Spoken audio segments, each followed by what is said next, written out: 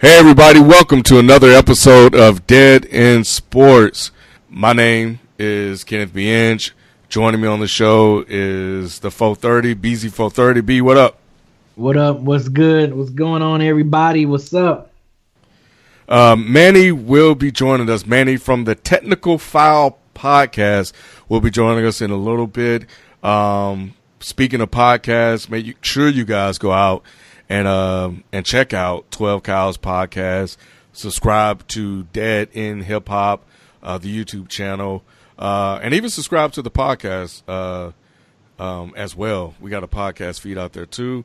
I'm going to do some things there where I'm going to start. Well, you'll see.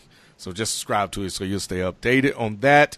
And subscribe to the Technical Foul Podcast and the Strictly Hoop Talk and B-Ball Talk by Chris Platty. Oh, man. Damn. And subscribe to the Is the Mic Still On podcast, too.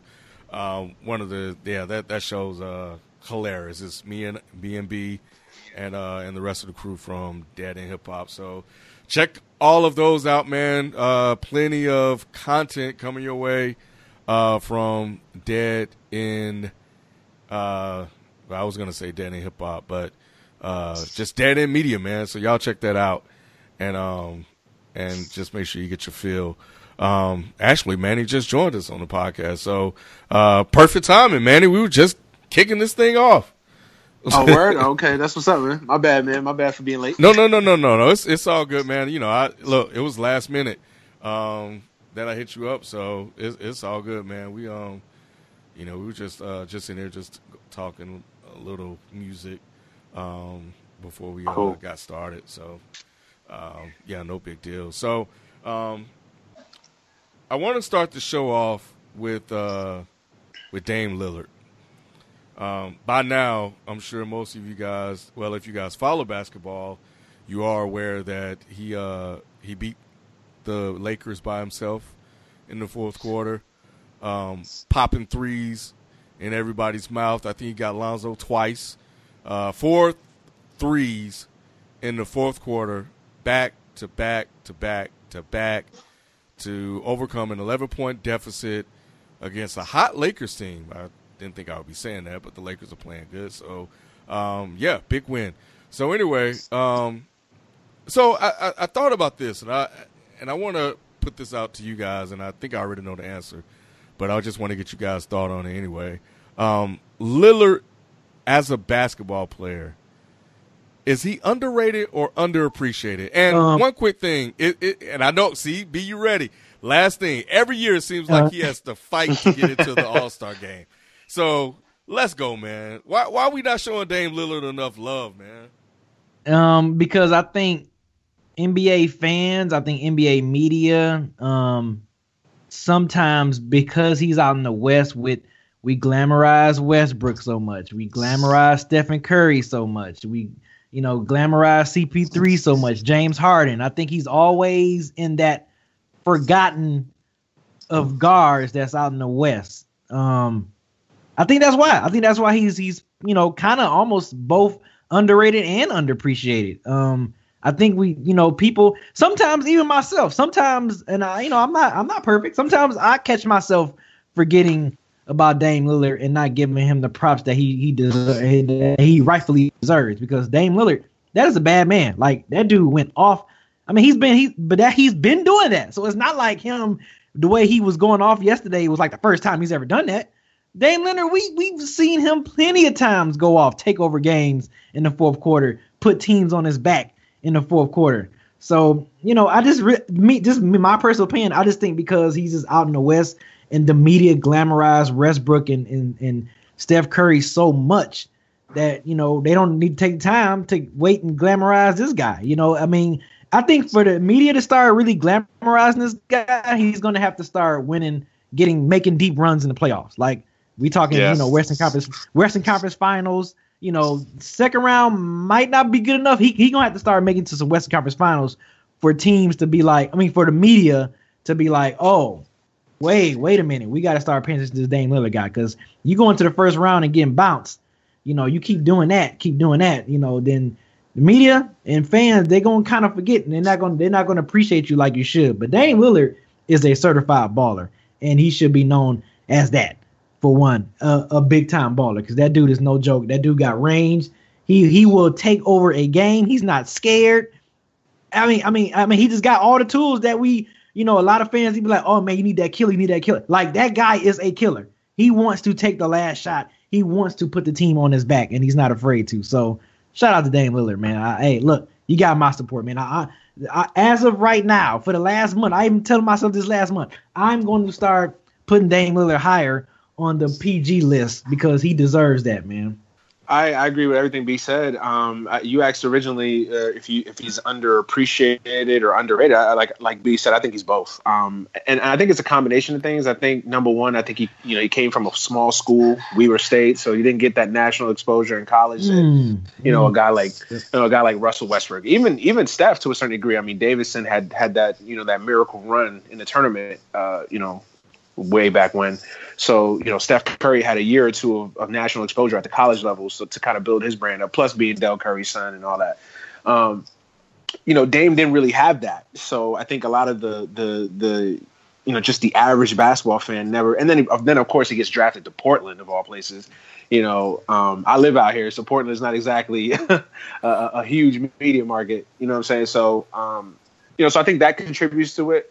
Like B said, the Western Conference, I mean, it's stacked with point guards. You don't have to tell me about Dame Lillard, man. I've been a fan of the kid since Weber State. I mean, I happened to see him a lot in college, and I was always impressed with him. And then when he came into the NBA, I mean, I was just a huge fan off top. And I actually know some cats that actually know him and say he's a good dude. And everything I hear from like people in Portland in the community, like he's a good dude in the community. Like he's just a real stand-up dude. So, I mean, the dude is just he's just a beast, man. And I'm a Laker fan, so I happened to be watching that game last night, unfortunately, and I saw that performance, and it just killed me. But the dude is just a monster, man.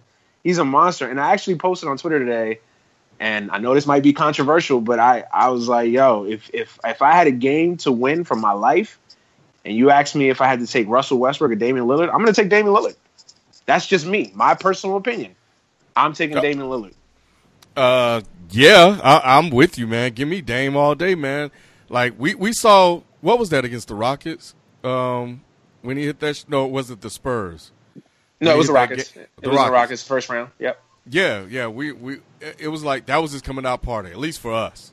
And it seems like he's never been able to like get over the hump, and pass over into like the mainstream. And well, you think about it, that team kind of, not to cut you off, but you think about it, that team went through kind of a transition, because when he first got there, it was still kind of the Brandon Roy, LaMarcus Aldridge type squad. Remember they had forgetting my man from Charlotte. They had Batum, they had Wesley Matthews. Yeah. So that was still that. Yeah, exactly. So they had that squad already in place, and then he got there. And then, his team kind of went through a transition because they got younger. McCollum got there, Farouk Aminu, all those cats that they got now. So, the team kind of went through a little bit of a transition since he's been there. So, but yeah, that was his coming out party, that playoff series. I mean, he outplayed Harden in that series. I mean, I'm sure we get into it, as far as what we think about the Rockets. But that was another playoff series that James Harden came up small in. I mean, I remember that series vividly. And Damian Lillard was the best player on the court. By far. Like, it wasn't even a debate. Yeah.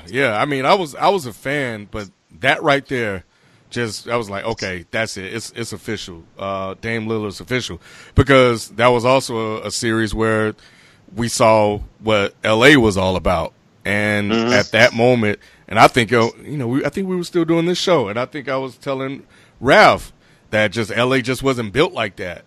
And he went on to prove it, to the point where he wanted to whine and moan and get himself out of San Antonio. But yeah, man, I think, you know what, B, I like what you said about you showing Dame more love, because when I was driving home and I was thinking about the show, I was thinking about just this question and why Dame isn't mentioned with the Currys and the Westbrooks, and we know about LeBron, so you're not going to be mentioned with him. But all these other superstar players, like even with Chris Paul, and Chris Paul he's been doing it for a while, so we understand, he's a veteran, so he's had his moments. But Dame deserves more love, and the bigger outlets don't show him give him the attention that he deserves. And it's something that I think I want to vow to do on Dead End Sports, is to give those other teams, those other players, that type of attention that they need, man. So yeah, Dame is a beast. He's often overlooked. You know what I think is another aspect of that too? Like when you look at the point guards, I'm gonna send you this conversation on point guards. Like Steph obviously is got a flashy game. He's got a playground game. Obviously, the shooting is the biggest thing he's known for. With Russ, we've probably never seen athleticism from a point guard. That much athleticism from a point guard. With Damian, there's not that one thing that really kind of sticks out. That like, oh, okay, when I first think of this, that's what I think of. I think of Damian Lillard. Like he just has he doesn't have that one thing that really sticks out. But so I think that kind of contributes to it too. He doesn't have that flat. He kind of has an old school game if you really think about it. So I think that sometimes kind of contributes to kind of the lack of notoriety that he gets. But yeah, like I said, like we've all said, the dude is just a monster, man. You know what? Taking that point, right?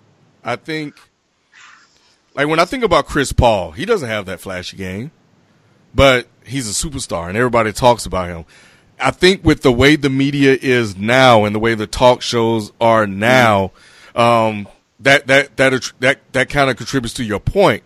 He doesn't really do the things that would captivate like the fringe NBA fan or the casual NBA fan to the point where they would be interested in hearing people talk about him on a First Take or an Undisputed or whatever. He has to actually do something like he did last night to garner that attention. To really get that attention. Yeah. And he puts in work like every game. He's averaging 26 and 6.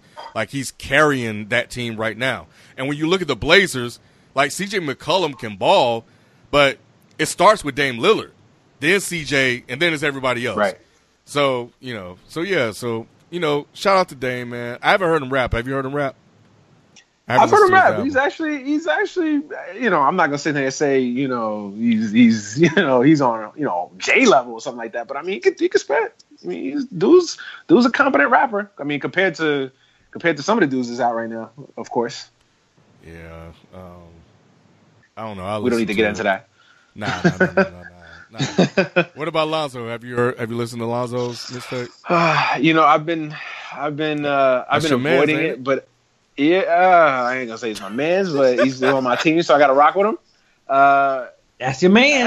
Everybody's told me, from trusted people. These aren't cats that would listen to Tekashi 6ix9ine or somebody like that. Everybody that tells me that I would trust tells me that it's a decent album. Again, they wouldn't sit there and put it up on some of the greatest works in hip hop, but it's they say he could spit. They say he could rap. The guy knows what he's doing as far as rapping. So I don't know. I have not listened to it. I have not given it the time of day. I've been meaning to. We'll see. I don't know. FIFO has. He wants us to review it. We probably will. So okay. You'll get That's gonna be interesting. Okay. Oh yeah, you'll get what's real. Because it's rapping season. We're not trying to put up with decent this year. It's 2018. People dropping some albums, so you gotta come with it. Word. So, man, I didn't know you were in Portland. Well, I'm outside of Seattle, so I'm not here. So like it's like a 2-hour drive from Portland. So it's like the Pacific. It's the Pacific Northwest, as they call it. So yeah, I'm out here. Yeah. Unfortunately. Moving on, so this was interesting. I had a feeling this was going to happen, but I needed to see it. Larry Nance Jr. went off for 22 and 15. Tristan Thompson, as soon as I saw Tristan Thompson was hurt, and B, you probably saw it in Fantasy Basketball League, I went and picked up Larry Nance Jr. because when I saw Tristan was out for 2 weeks, I had a feeling he was going to get off. Not that he's going to do 22 and 15 every night. We've been watching basketball to know anybody can have a good game. But we've seen spurts of it. Like in the limited minutes he got, like the 20 minutes, he would put up a double-double, which is decent. But yeah, 22 and 15. LeBron loves him. And I'm not going to overreact to a win over the Detroit Pistons, who can't seem to find their way. But you were right, B. Go ahead, let us have it, B. You were right. I try to tell y'all, man. That move wasn't going to do anything for us. It's not going to do anything for us short term or long term, man. This was Stan Van Gundy trying to save his ass. I'm telling you. But it was worth it because y'all wasn't doing anything with Tobias Harris anyway. So. Oh man! Now remember what I said. I said even though I don't care for him, we seem to be winning whenever Reggie Jackson is playing. Oh God! I'm telling you, look at the numbers. Look at our winning record. Look at our record when he's playing, when he's healthy, and look at our record when he's out with an injury. So I mean, it just goes to show you he's not stable. But whenever Reggie Jackson is playing, we have a winning record. I mean, like I said, I don't care for him, but I mean the numbers don't lie. So, but yeah, man, I told you, Blake Griffin. I wasn't happy with Blake Griffin. Trying to tell y'all, Pistons wasn't doing nothing. You ain't gonna make the playoffs. I told y'all, man. Y'all ain't listen to me. Y'all ain't listen to your boy, man. Yeah, every time I see a loss, man, I'm like, God dang, B was right. I think the same thing. I try to tell y'all, man. I know my team. This is a lifelong Pistons fan, man. Like I've been with them since Zeke was a rookie. So it's like this is it. This is my life. Yeah. So anyway, rant over. Back to Larry Nance. So, and this is actually interesting, Manny, with you on the show because you're a Lakers fan, so you can give us some fan insight into this. So, a couple of things that I noticed. One question I had: is it time to sit Tristan Thompson? The other question was, can he make a difference for the Cavs come playoff time? The other question, and this is off of the news that came out that he had a mid-range shot, and now apparently he can shoot threes too. I didn't know that. So it seems to me what I pulled from that is that he has some upside. So why, did the Lakers not develop this guy? What's going on here? Here's the thing. First question: is it time to sit Tristan Thompson? Yes, it's been time to sit Tristan Thompson. If I'm a Cavaliers fan, but let's get that one out of the way first. And as far as Larry Nance, Larry, I will go out. I will say this: Larry Nance was my favorite player on the Lakers the last couple years. These horrible ass years that we've had the last 4 or 5 years. He's really been my favorite player. And it's not that he didn't get a chance to develop, is that he was drafted onto a team that we were just a rebuilding team with a lot of young prospects, and he was drafted onto a team with Julius Randle. And him and Julius Randle really kind of have similar styles of play. They're both power forwards. They kind of do the same things. And it was either a situation where it was going to be Julius Randle or Larry Nance. And I like both of them, so it was like a hard decision. You know what I mean? It's like choosing between your two kids. And you've seen this year that Julius Randle has really turned his game to another level. So it was a situation where the Lakers kind of had to make a choice. I don't think they really wanted to trade. I think they were fine with trading Jordan Clarkson, even though I like Jordan Clarkson too, because I think they knew what they had in Jordan Clarkson. He is what he is. But I think they didn't want to give up they didn't want to give up Nance. I know that for a fact that they didn't want to give up Nance. But it was just a situation where, they kind of had to give him up to make that deal work. But Larry Nance can play. And it's funny because so many people are now starting to notice that, because it's hard to say he was stuck in obscurity in LA, but he was, you know what I'm saying? And I think also a lot of things contribute to Larry Nance is he's always hurt. And it's not like it's not freak injuries, but he always kind of suffers these little knickknacks that, kind of keep him out for a few weeks here and there. So I think that's hampered him a little bit in certain situations, but he can play, man. I mean, he can shoot threes. He's kind of that glue guy that you need on a really good team. He kind of does a little bit of everything. He rebounds. He can score a little bit in the post. He's kind of an energy guy. Obviously, we know about his athleticism, his dunking, but I mean, his offensive game has kind of been a late developing part of his game, but it's come along really in the last year or two and this year it's really kind of really gotten here. So I mean, Larry Nance can play, man. He can play, and if Cleveland was smart, he should play over Tristan Thompson. That's just my personal opinion.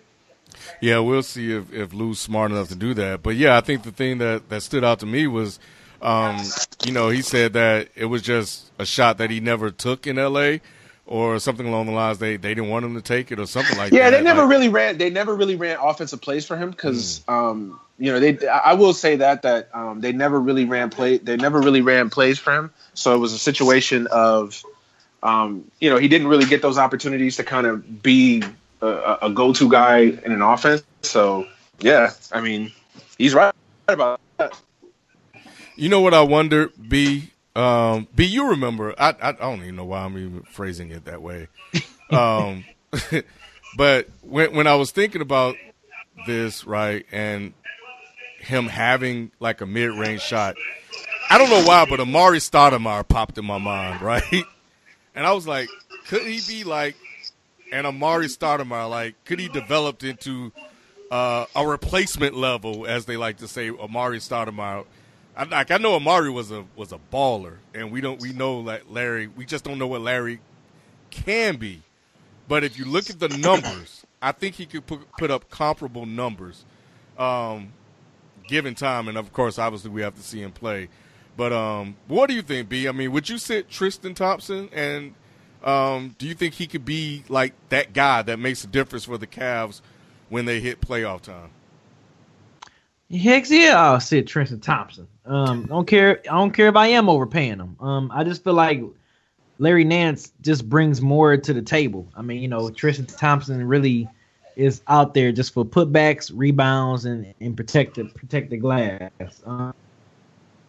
Larry Nance give you, Tristan Thompson's a liability on the offense. Like teams can kind of defend a little different whenever you have Tristan Thompson out there, opposed to if you had a Larry Nance. Defensively you got to kind of make up for that. You can't just be like, oh, let's kind of lag off for Tristan. Let's give him that little 10-foot to 15-foot range, and we just kind of play defense on him easily.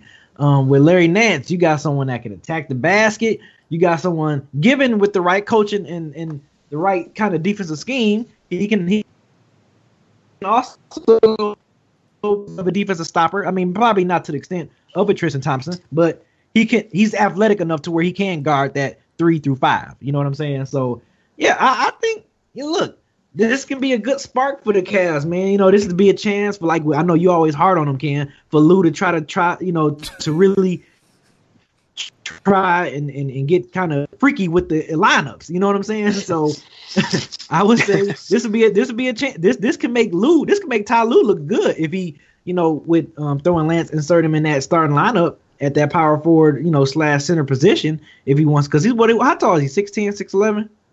He's about 6'9", 6'10", something like that. Okay. So yeah, probably like power forward, whatever. But yeah, I think this can be the start of something, man. This can be something that the Cavs front office see, and this can be if Larry Nance can really come up and show that he can be the second or third option, especially once Kevin Love come back. If he can be like a reliable third option, this could be another incentive for LeBron to stay, to stay in Cleveland and try to work this thing out with these young guys. So I will say I don't see him as a superstar. Like, I don't see him as like at Amari level, but I think he can. I think he can be. I know the comparison might not work all the way because Draymond's defense puts him on another level. He could be a Draymond level type. Like a broke man's Draymond, almost. Exactly. Yeah. Exactly. Like the light skinned version of Draymond. Yeah. Just he kind of does a little bit of everything. You know what I mean? He's that type of player. You know what I mean? That his value is kind of in intangibles, that sort of thing. Yep, I agree.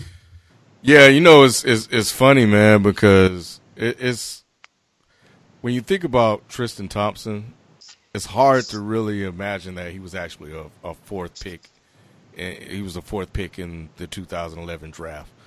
And you look at the players that were picked after him. We're talking about Brandon Knight. Obviously, he's been hurt, but talented. And Kemba Walker, Klay Thompson, Alice Burke has shown flashes, Kawhi Leonard, Tobias Harris, and the Cavs picked Tristan Thompson. I was never really a huge fan of him. Like even in college, I was just like, I never saw what people saw in him. I saw him play a little bit, because I remember he went to Texas. I believe. Texas, yeah.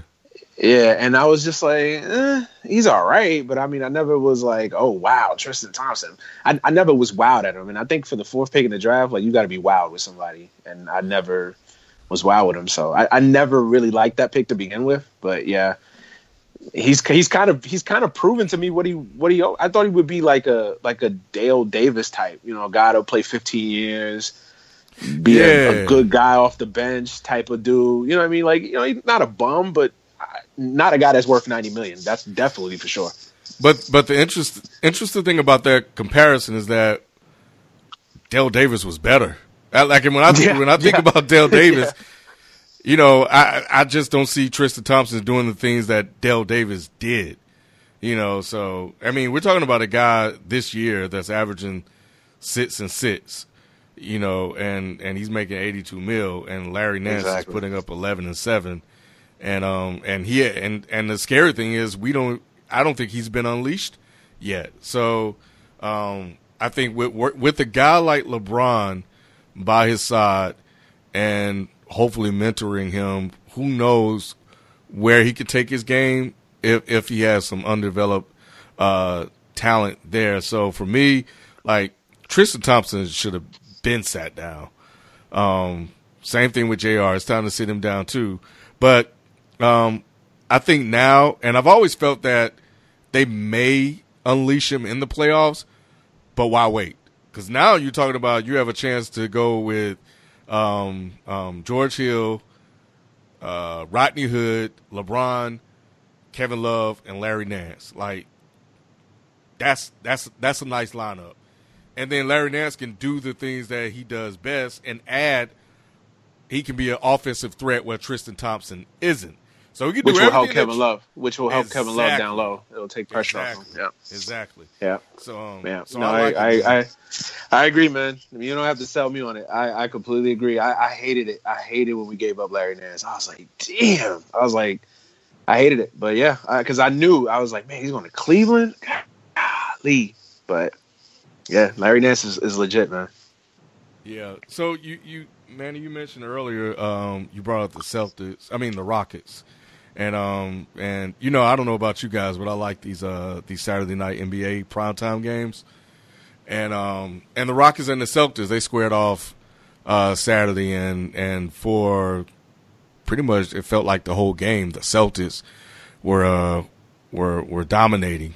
Dominating is a hard word, but they controlled the game. They had a nice, sizable lead. It felt like the Rockets were just trying to keep pace with them, and it just didn't feel like the Rockets really had control of the game. They didn't, but they kept shooting threes left and right, and it sounded like that was really their strategy to try to win the game. And eventually they had the big comeback led by Ariza, and they came back and won the game. Now, while I'm watching that game, I know everybody's been talking about the Rockets and their perceived threat to the Warriors and, this winning streak that they were on. And then on the flip side, it was about the Celtics, and the Celtics have won 4 straight, and they're trying to keep the winning streak going, not telling people that they beat like 4 bum-ass teams in order to do it, except maybe one. I can't remember who the other team was. But they didn't face real competition to me at this point, this time in the season. So I'm watching the game. I'm like, oh, it's the same old Rockets. Like, now, our program, we were kind of early on the Rockets, and then everybody else caught on. But when I'm watching that game, Harden was uninterested, seemed tentative, and it was a bunch of threes. And to me, the Celtics just stopped missing shots. So I said all that to ask you guys, like, first of all, were you guys impressed with the Rockets' comeback win over the Celtics? And, like, does this really look like a team that can threaten the Warriors? It's hard. Rockets is kind of like the Toronto. It's like, they look nice and shiny in the regular season, but when it means the most, let's not forget, people. We've seen Harden disappear in some games in the playoffs, in the postseason. We've seen Harden had amazing regular season runs, and then playoffs, we've seen Harden go on milk cartons for real. So, that's always playing in the. I mean, unless he prove me wrong. Like until then, I think Skip said this. That what's that game where he made my man fall and he looked at him. He made Wesley Johnson fall and he stared at him and stuff. And then Skip Bayless went on and tweeted like, yeah, we didn't see this in the playoffs. Like, and I was like, normally I don't agree with Skip, but I'm kind of with him on that because like I said, James Harden in a lot of playoff runs, he's been missing. I mean, yeah, he had some good games here and there, but we seen James Harden, like Ken said, show like he's just not interested or just like I don't know what clicks where he just not like that same Harden that attacks and that's engaging throughout the regular season. So I don't know, man. I mean, the Rockets got the right pieces. They have guys that know their roles, and that's important in when you play on the basketball team is that you play with a bunch of guys that know their role defensively and offensively. And right now, Rockets got that perfect blend of guys that know their role. But, it's like Harden and CP3 because, CP3 has yet to play in the Western Conference Finals.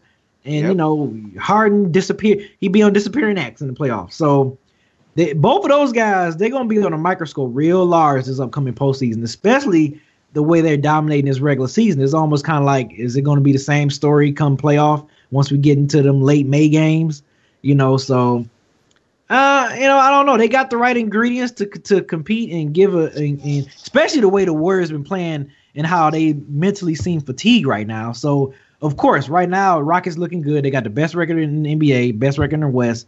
And Rockets just seem like they're bored and mentally tired. So of course, that question is going to be, brought up. Hey, can this team take out the Golden State Warriors? La la la. And actually, I still think not. I still got the Warriors to repeat this year.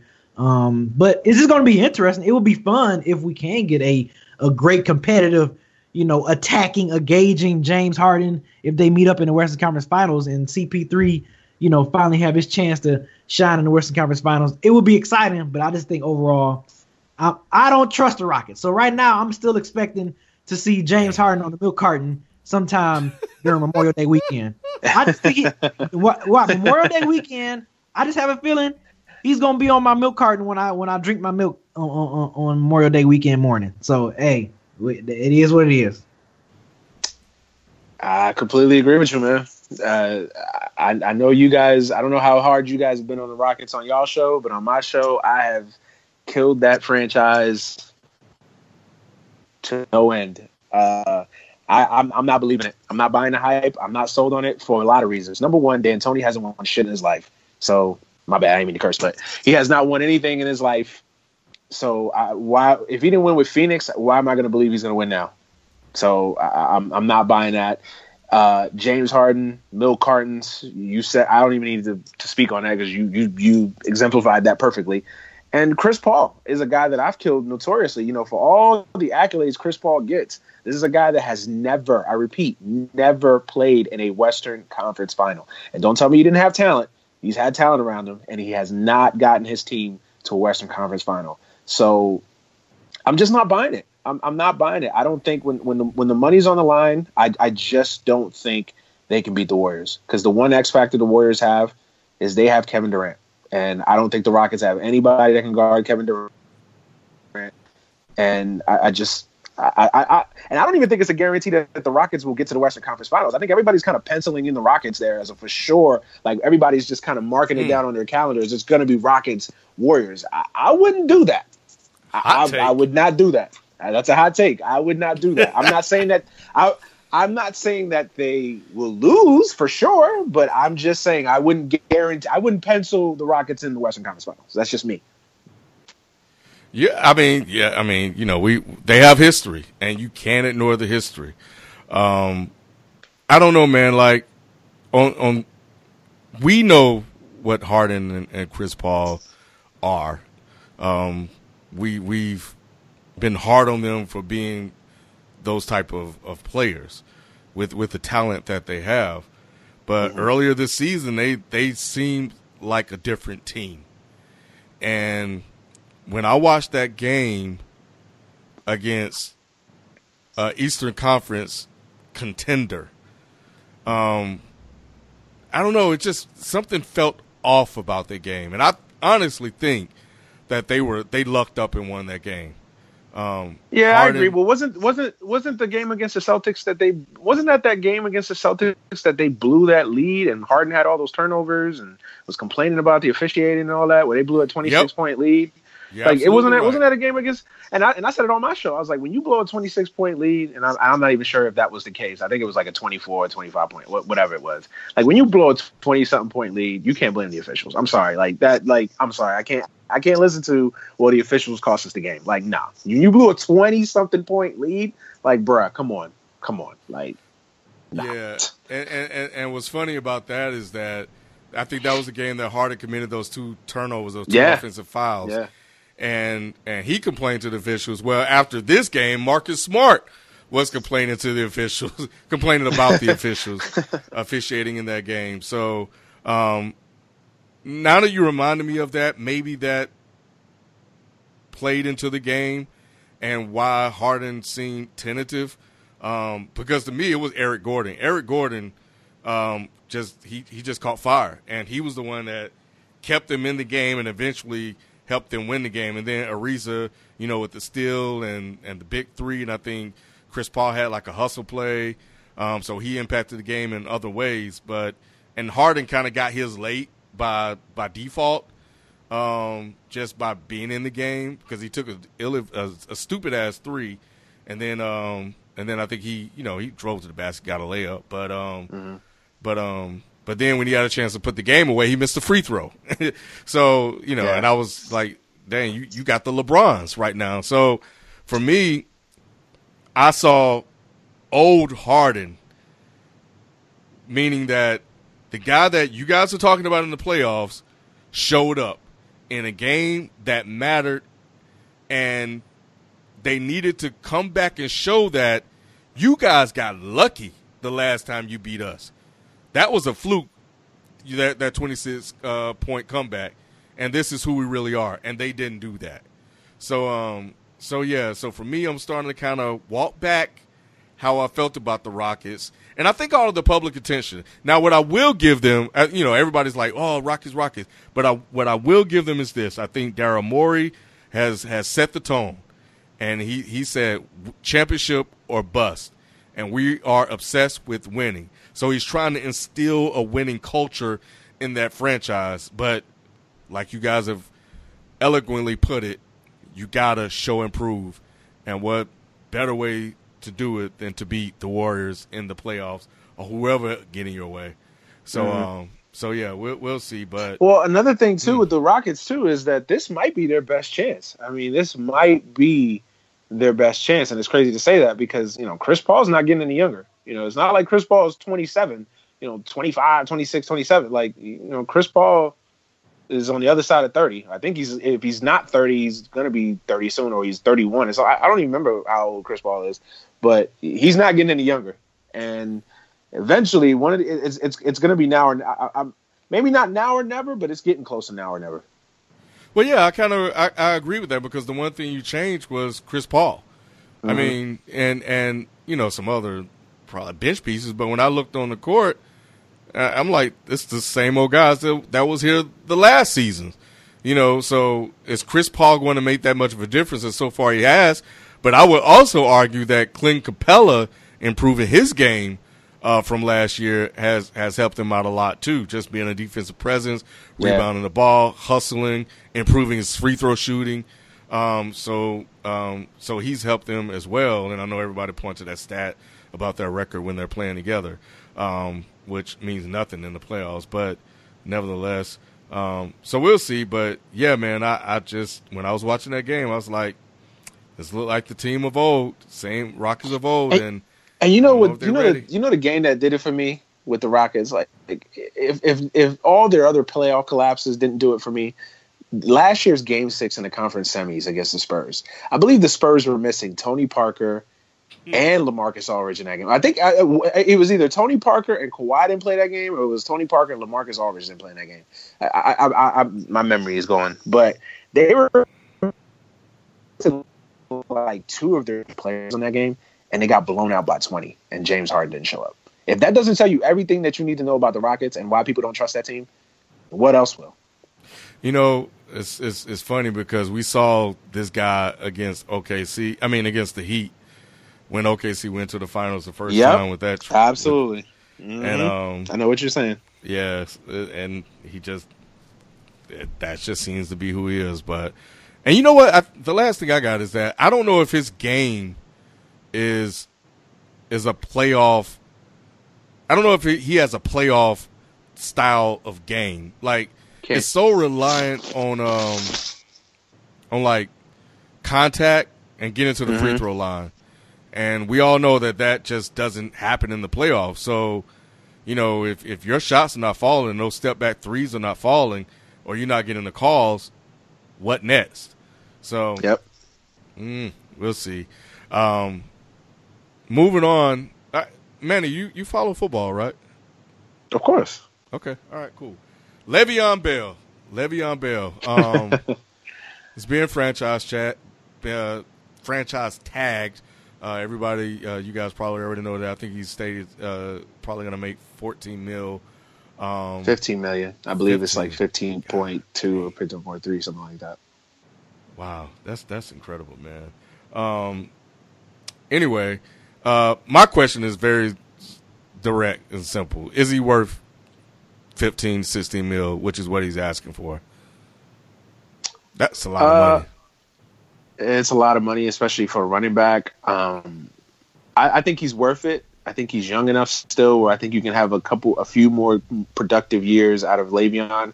I know he's always hurt. I know he's kind of an idiot and a knucklehead, but I think he's worth it. I mean, I think he's not their best player, but I think in a lot of ways he's their most important player.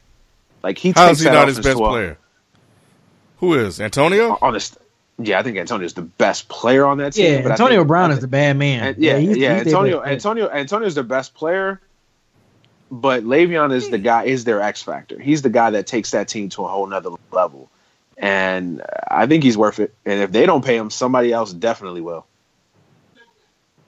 Yeah, he's worth it. I mean, like I completely agree with Manny. Like he's not the best, but he's their most important because mostly a good majority of successful NFL teams that at least win a Super Bowl or have a chance to win a Super Bowl, you're gonna have two things. You're gonna have good defense and you're gonna have a good running game. And Pittsburgh pretty much have arguably, top 2, top 3 best running back in the league right now.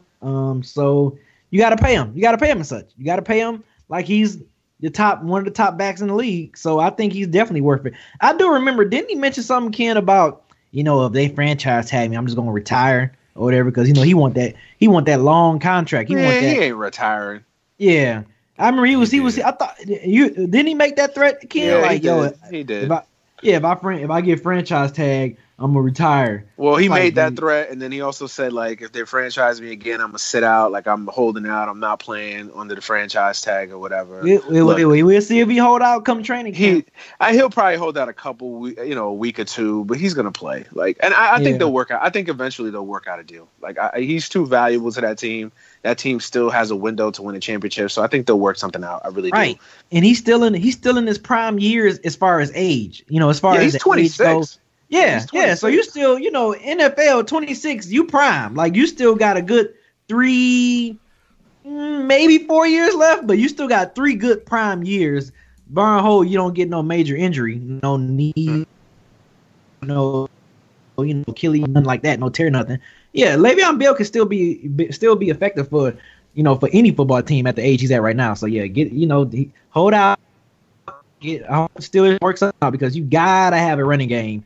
In NFL period, you gotta have a respectable running game. You can't just play against teams where they be like, oh yeah, we just gonna and put eight in the box, or we gotta you gotta watch this guy because you got Antonio Brown. You got the weapons, so they got to pay this man. But yeah, Le'Veon Bell is definitely the most important, not the best player. But he's a great player. And he's a great. It's not like you're playing. It's not like you're debating whether you're paying Kirk Cousins, Hall of Fame level. Right. I mean, Le'Veon Bell. I mean, you can make the case. He's not. He maybe not be the best running back in the league, but he's definitely in the discussion. Top 3. He's like top 2, top 3 easily. So definitely. I mean, the man deserves the money. He deserves it. I think he's the best running back in the league. That's fine. And I have no argument. And yeah, I can't even argue with you. Yeah, absolutely. But all right, so I do agree he deserves the money. 16 mil, I don't know. That's a lot. Well, that's the market, man. I mean, he's making what the top 3 guys at his position are making in the league, because that's what the franchise is based off. It's based off what the top guys in your position are making. So, like, for instance, if Kirk Cousins had been tagged, he'd have been making Garoppolo Stafford money. He'd have been making $28 million a year.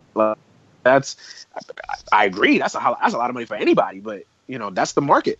That is the market.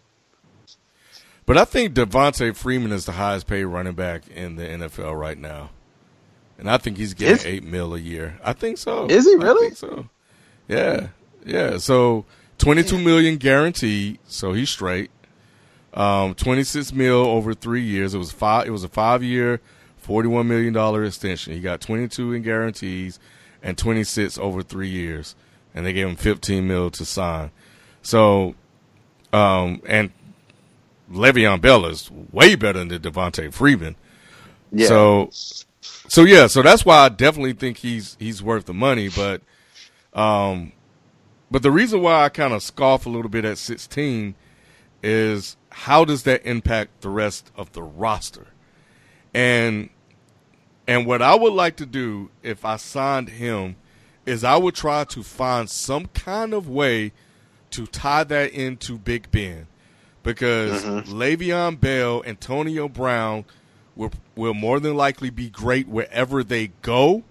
But with Big Ben and all 3 of the killer bees together, that's a Super Bowl winning team. So I would on offense at least. Yeah, on offense. And I think they have young defensive talent that just needs more experience. But what I would try to do is okay, so he's 26, so I could give him 3 or 4 years and see if Big Ben will play for at least 2 or 3 more. Because when Big Ben retires, Le'Veon Bell's not going to carry that team like that. Antonio Brown's not going to carry that team like that unless they sign my boy Jameis Winston. But then Jameis Winston has to be coached, and I think Tomlin can do that. So, you're a Jameis Winston fan? Man, that's my dog, man. Never mind. Don't do it. Don't do I'm it. I'm not. Carry on. I gotta hear this one day. No, I'm not gonna do it. Just go ahead. All right. But anyway, so for me, their successes hinges on whether or not Big Ben plays. At least the peak of their success, because they'll still produce. Because we saw Antonio Brown produce when Big Ben went down. Somewhat. He kind of, I think when Vic was the quarterback, but Vic struggled. And then I think it was somebody else, and then I forgot. Landry Jones. Landry Jones. So they had limited success, but that was partly because the quarterbacks just didn't play a lot. And I think if they had, started out as the number 1, it could have been a little bit different. But, yeah, man, if I'm going to give him that much money, by the time that contract comes to its end, I'm in rebuilding mode. And that's kind of the way I'm looking at it. So, so if I'm going to give him $16 million, that's what I'm thinking about. So, and also I would think that they're probably trying to talk to Big Ben about, maybe restructuring the contract a little bit, kind of deferring some money, that whatever machinations they come up with to make the cap work. I'm sure they're working on that as we speak, I'm sure. But, you're right. I mean, obviously paying $16-17 million to a running back is not ideal, especially with the longevity of their careers. But I mean, the dude is a monster and he deserves it. I mean, like you said, Deontay Freeman is making that kind of money. I mean, Le'Veon is light years better than Freeman. So. Well, yeah, you can't find another talent like Le'Veon Bell. It just doesn't exist. And any other of the other top running backs in the league, the Gurleys, the Zekes, who am I missing? David Johnson. Maybe David Johnson is close because of his ability to catch the ball out the backfield. Hasn't done it for that many years, though. Yeah. Right. Le'Veon is almost in a class of his own as far as his talents. But there are other running backs that are just as good in what they do, but his ability to catch the ball out of the backfield and give you 600 receiving yards puts him on a whole other level. And the fact you can line him up, as a receiver or put him in the slot, yep. I mean, what you going to do with that? So, and not a lot of running backs are able to do that. So, anyway, keeping with football, I got a prediction. I think that after this guy signs, we won't hear or talk about him anymore. Kirk Cousins. Really? Okay. I think this will be it. I think looking at the two teams that are left, the Denver Broncos have pulled out. So now he's left with the Jets or the Vikings. I think Kirk Cousins' reputation, his brand and everything was built off the fact that he was pushing or part of why they were pushing RG3 out.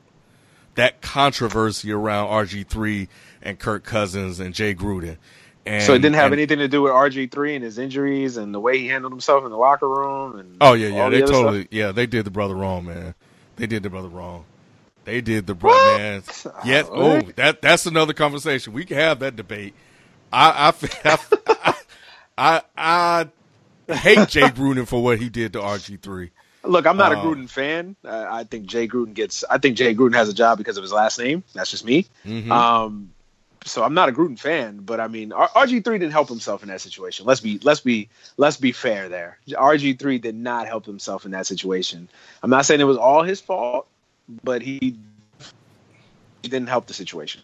He didn't, but I think the media turned on him, and Jay Gruden turned on him, and he just, oh man, we got to talk about that one day, because I followed that heavily because it actually turned me against Kirk Cousins, and I actually liked him when he played in Michigan State. So I had to catch myself, but I think the controversy around that whole situation is how Kirk Cousins got to where he is, because we're watching him to see if he was actually better or worth pushing RG3 out. Now, we understand RG3 had his injury problems, and obviously he couldn't throw, and he thought he was bigger than all the stuff that they put out there to slander the guy. But if you're gonna make that decision, what is Kirk Cousins going to do for you? And to me, he didn't do much. But anyway, so now that Kirk Cousins' run in Washington is over, who cares about him? He's a B level player that when he goes to maybe the Jets, because it's a New York team and people like talking about the Jets, and maybe Minnesota because the Vikings somehow managed to find a way to win. But I think that people are only interested in Kirk Cousins because he's the big name out there, and that once he signs, he won't be covered the way he's being covered now. But that's just me. What do you think is the best fit for Kirk Cousins? Because he has the Jets and he has the Vikings. I mean, well, you guys know I'm a Jets fan, so I'm kind of torn. I'm a Jets fan, long-suffering Jets fan. Yeah, I know. But anyway, I'm kind of torn on Kirk Cousins. I mean, I kind of find myself being the Kirk Cousins defender. Like, a lot of people like to bash this dude. Like, he's just like bottom of the barrel type quarterback. I'm like, the dude threw for 4,000 yards 2 years ago. By the system. Okay, look, am I sitting here telling you that Kirk Cousins is Tom Brady? No. Am I sitting here telling you that he's Drew Brees, that he's Ben Roethlisberger, that he's even Phillip Rivers? No, I'm not saying that. But let's be fair. Those guys ain't walking through that door, to quote the old Rick Pitino line. They're not walking through that door. And if you could get a guy in Kirk Cousins who just turned 30, who is a competent quarterback, I think you have to do everything in your power to sign a guy like that, especially if you're a team like Minnesota who's close. Now, the reason I say I'm torn as a Jet fan, because obviously we haven't had a quarterback since Namath, and Kirk Cousins will instantly be the best quarterback we've had since Namath. That being said, I'm not too gun ho about paying him $30 million a year. You know, even I, as quarterback starved as I am, I have a limit. Like, to me, if you're going to pay a guy $30 million, like, that guy better be Aaron Rodgers. That guy better be Tom Brady. That guy better be a guy that if you put in that backfield right now, you have a chance to win a Super Bowl. And obviously, we know the Jets are not there right now. So, but if they sign him, I can't say like, oh, what the F? What is this? Like, I like this move. Like, so that's why I'm kind of torn. Like, I'm happy if they sign him. I'm happy if they don't. As far as what's the best move for Kirk Cousins, I think if he was smart, I think he'd go to Minnesota. Like, why wouldn't you want to play in Minnesota with that defense, with that coach, Stephon Diggs, that running game, Dalvin Cook coming back next year?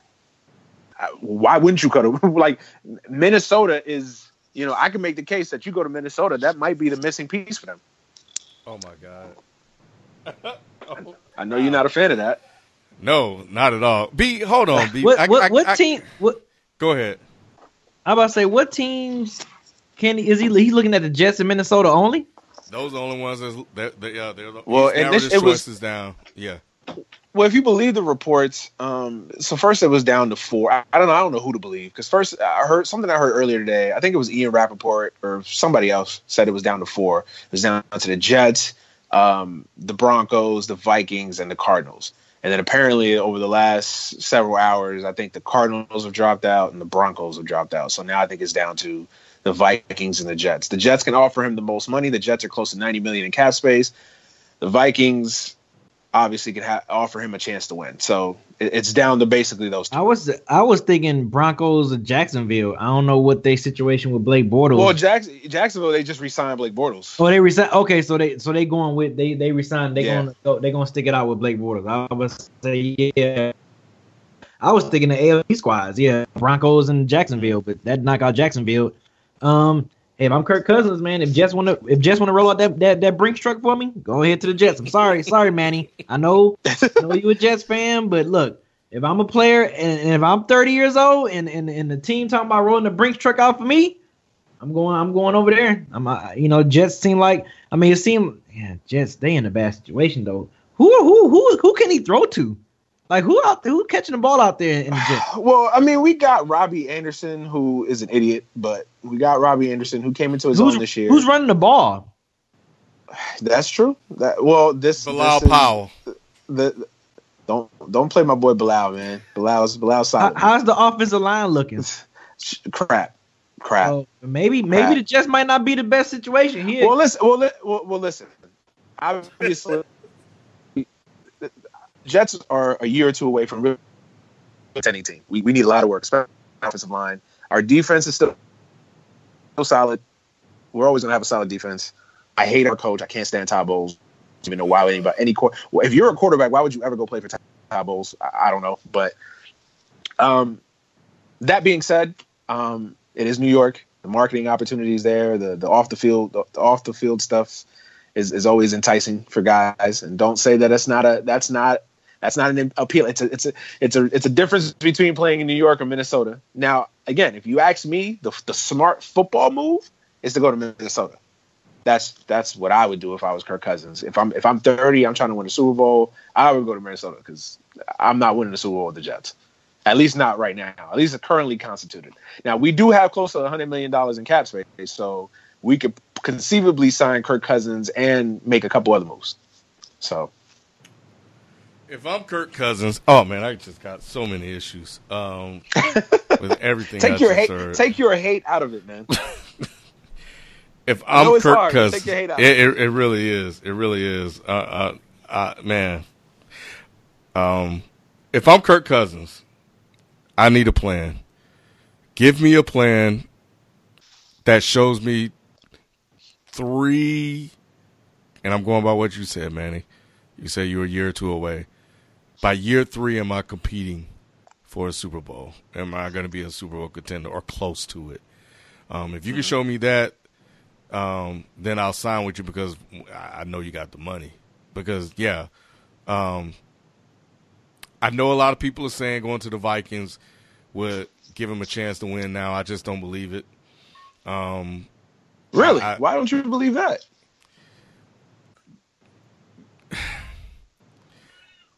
I think the Vikings find ways to win, and a lot of it has to do with the coaching.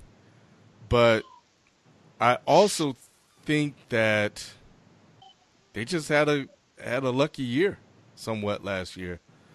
And if you put Kirk Cousins on that team, they still don't get to the Super Bowl. I think Philly still waxes them. So yeah, well, I just think Philly was just on a magic carpet ride. I don't think anybody would have beat Philly. Like you put Brady on the Vikings, and I don't think anybody beats. Ironically, the Eagles beat Brady in the Super Bowl, but you could have put anybody in that backfield, and they wouldn't have beat the Eagles. I mean, especially at home. The motivation that they had, whatever, all those little intangibles that, people think this thing that doesn't matter, whatever. Nobody was beating the Eagles this year, or at least in the postseason. So that's true. But the thing that we kept saying all of last year, at least on our show, right, is that at some point Case Keenum is going to turn back into Case Keenum. It was inevitable. And while that game wasn't necessarily – while it wasn't all on him, we knew that once it got out of hand, it was a wrap. It was over. He wasn't going to bring you back. Right.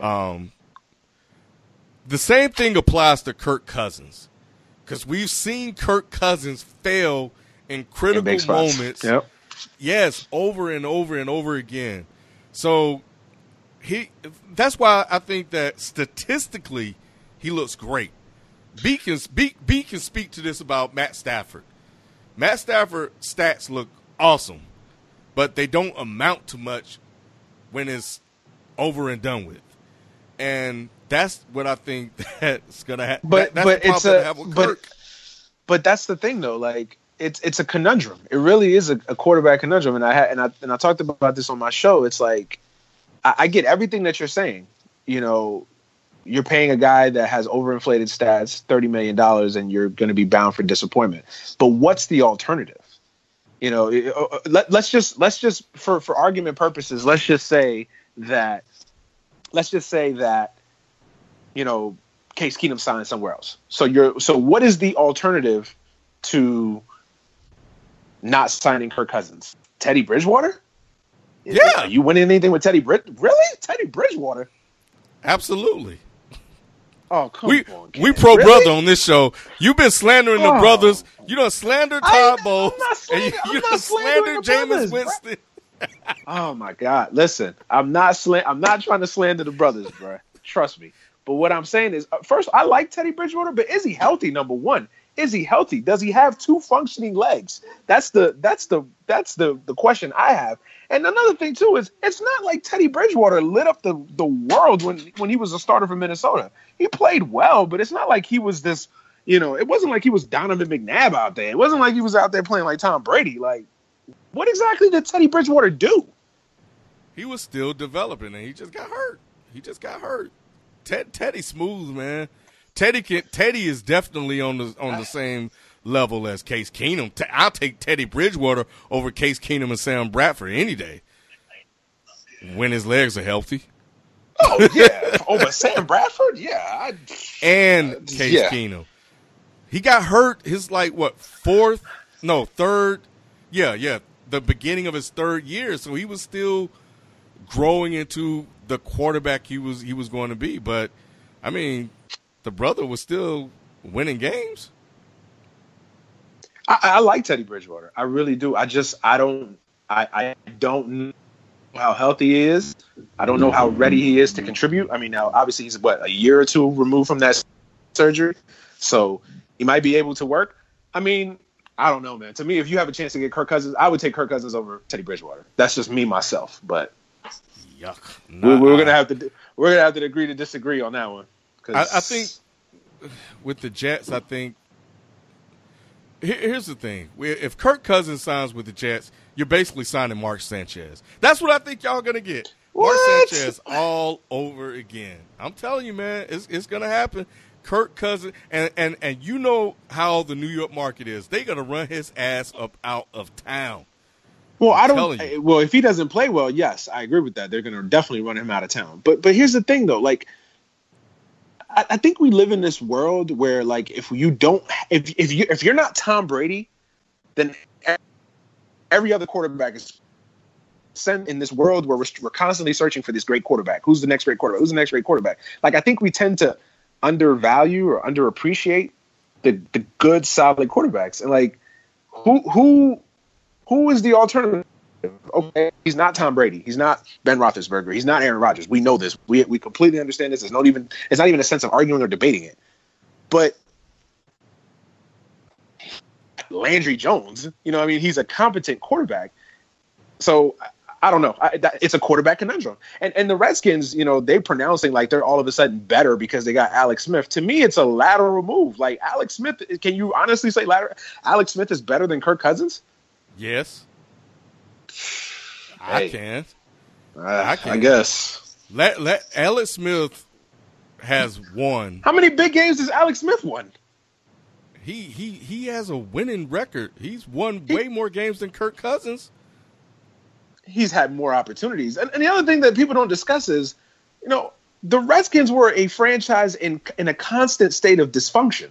It's not like the Redskins were this model organization. Like, the Redskins are a constant state of dysfunction. They have a coach who's an amateur, in my opinion. You know, they never improved that defense. So, like, it wasn't like, you know, y'all like Kirk Cousins was playing with a full deck. I think Kirk Cousins got the benefit of the doubt. And you know what? Speaking of Alex Smith, he better watch his back, because Jay Gruden is known for throwing you under the bus. And yes, if things don't go his way, he's gonna toss Alex, because Alex Smith has won everywhere he's went. And if he can't win in Washington, it's clearly Jay Gruden's fault. If you ask me. That's what's his talent level in Washington? I mean, Terrell Pryor didn't play well last year. They got Doxson. I mean, I know a lot about the Redskins because my co-host is a huge Redskins fan. So, and I always brag on him about it. But I mean, what's the talent level in Washington? They don't really have a great running game. They've been waiting on Doxson to take that next level. He really hasn't performed. Terrell Pryor, is he the Terrell Pryor of a couple years ago when he was with the Browns, or is he the Terrell Pryor last year? So they got a good offensive line. I'll say that. Yeah, but I think my concern for Kirk Cousins is this, and for you, since you're a Jets fan, is as I'm pro brother. Todd Bowles is my man's. I'm gonna root for him. Oh my God! But, no. Now we're gonna have this conversation. Now we're definitely gonna have this conversation again. I don't want to come off like I'm against the brothers. I'm not. But dog, Todd Bowles is the worst coach in the NFL. Like, it's not even close. You don't watch him for 16 games, bro. What talent does he have, dude? Okay, granted, we're not the most talented team, but again, you don't watch him for 16 games. This man, I'll give you 4 games. We won 5 games last year. He blew 4 games. He himself, his coaching blew 4 games. You wasn't supposed to win 5. Okay, but we was in the situation and had we had a competent, like everybody was standing and applauding when Rex, and I will agree it was time for Rex to go. But Rex Ryan is 10 times the coach that Todd Bowles is. I agree with that. I like Rex Ryan. That's my man. I like him. This dude is terrible. This guy is awful. Like, he is the worst in-game coach. And I'm sure he's probably a great motivator. He's probably a good defensive mind, although I can't tell because his defense constantly underachieves. The dude, his in-game coaching, his strategy, clock management is some of the worst I've ever seen. Like, dog, I Division III coach has better clock management than Todd Bowles. A high school football coach has better clock management than Todd Bowles. I think that Todd Bowles was limited with the roster that he had, which made it appear as what if was he the couldn't excuse? coach. Okay, what was the excuse the first year when we won 10? We were 10-6. We were 10-5 going into Week 17 in Buffalo, a Buffalo team that had nothing to play for, and his team didn't show up. And when your team doesn't show up, who does that fall on? It doesn't fall on the quarterback. It doesn't fall on the offensive lineman. It falls on the coach. When you don't have your team prepared and ready to play a game where if you win, you make the playoffs. Like, you got outcoached by Rex in that game. Who was the quarterback, Manny? Ryan Fitzpatrick. Okay, he threw for 3,800 yards that year and had 34 touchdowns and 15 interceptions. Like, he had a great year that year. That was his one miracle. That was his Case Keenum year. And at the end of the day, he turned back into Ryan Fitzpatrick. Oh, my God. Hey, there's a rule. I can see we're not going to go anywhere with this discussion. You're never going to convince me. You might convince me RG3 got screwed. You might convince me Teddy Bridgewater is the second coming of Donovan McNabb. You're not going to convince me Todd Bowles is Bill Parcells. No way. I like that. Again, you don't watch this man. You don't watch this man for 16 games. What's your favorite NFL team, Ken? Oh, I don't have one. Not anymore. Okay. I used to be a Chiefs fan, though. I used to be a big Chiefs fan because of Derek Thomas. So it was New York Giants because of, oh, my God, the linebacker. God, the Giants linebacker. Yes, Jesus Lawrence Christ. Taylor? I should be ashamed. Taylor, yes. Yeah, man. So, and B, you're a Lions fan, right? Yes, sir. Okay. I would take Jim Caldwell in a heartbeat over Todd Bowles. I would too. And I don't think Caldwell's, I don't think Caldwell's exactly a mastermind at NFL coaching either, but I will take him in a heartbeat over Todd Bowles. If you told me right now, Todd Bowles or Jim Caldwell, I would take Jim Caldwell. Take the worst coaches in Lions history, I'll take them over Todd Bowles. I think if you put Todd Bowles on the Lions, I think he can do just as good as Jim Caldwell did, which means you probably get him to the Super Bowl. If you put Todd Bowles on the Lions, B will get on this podcast and curse you out every single week. I promise you. Okay. I promise you. I know. Okay, to your point. Now I would take Jim Caldwell, but I think if you put Jim Caldwell on the Jets, I don't think he would do any better. Bill Belichick wouldn't fare any better with that roster. I mean, come on, man. I think look, I'm not saying that my squad had a Super Bowl caliber roster, but we were better than our record indicated. And I'm telling you, he blew 4 games. We won 5 games himself. His coaching, his decisions blew 4 games. So I don't know. Again, we're going to have to agree to disagree on this one. As far as Kirk Cousins, man, I mean, again, I'm torn on it because I want to see the Jets get a quarterback, whether through the draft or whether through Kirk Cousins. So if they sign him, I like it. I'm not going to be ecstatic, like, oh yeah, we signed Kirk Cousins, like let's get it. Nah, I'm gonna be like, all right, cool. We finally got a competent quarterback. Let's see what else we can put around him. And if we don't, then I'm kind of like, it is what it is. Well, that's how I am. Yeah, and I think with the Jets, I mean, at this point, you need to at least sign, I guess you can call him a veteran, because you don't have time to draft anybody and try to develop them. You just don't. You haven't been successful at it, and the guys you draft, you don't put them out there and play them at all. So yeah, I agree with Christian Hackenberg. Another Todd Bowles pick. Who picked Bryce Petty? Todd Bowles too. I have to see what was left, but anyway, moving on. And so both of these are kind of tied together.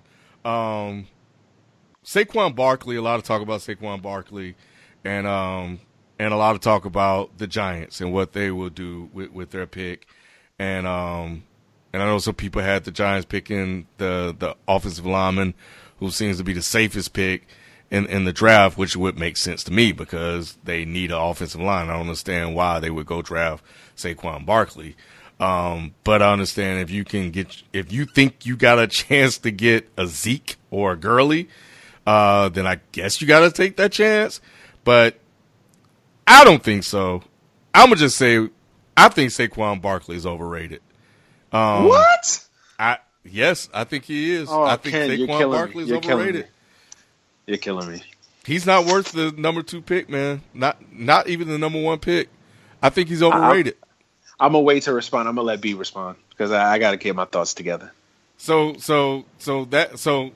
yeah, B. I mean, if you're the Giants, right, and they've already said we're good with Eli Manning, so I think Eli Manning, given an offensive line, can probably play a couple of more years in the league.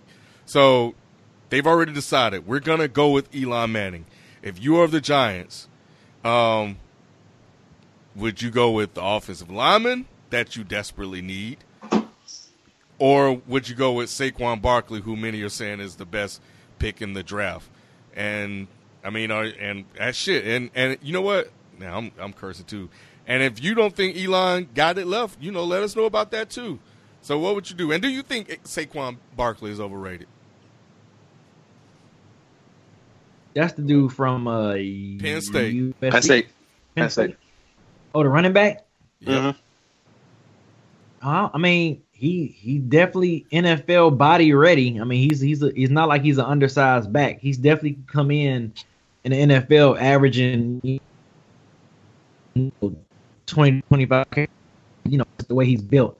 But if I'm Giants, I would say build that foundation to get that offensive line, because you're going to have so when you do get that quarterback or running back, you want to make sure you have a line that can protect them. Because what good is that player when you don't have no line that can block for you? So or that running I would say if I was a Giant, or that running back. Right, that's what I'm saying. I say either quarterback or running back. What's good is those two players when you don't have a good offensive line, a good foundation to protect that. So I would say I would go after the offensive line, because quarterbacks, running backs gonna always come in drafts and come in free agency. So I'll go after that offensive line. I'll work on that offensive line first, because if Eli, he's on his way out, or maybe he might go to Jacksonville down there and reunite with Tom Coughlin. I don't know. Well, no, they re-signed Blake Bortles. Yeah. So yeah, Eli might be done for. But just I'll focus on that offensive lineman, because you can always it's gonna always be some studs coming out of college as far as running backs and quarterbacks every year. So get the offensive line. All right. All right. So number one, Saquon Barkley is not overrated.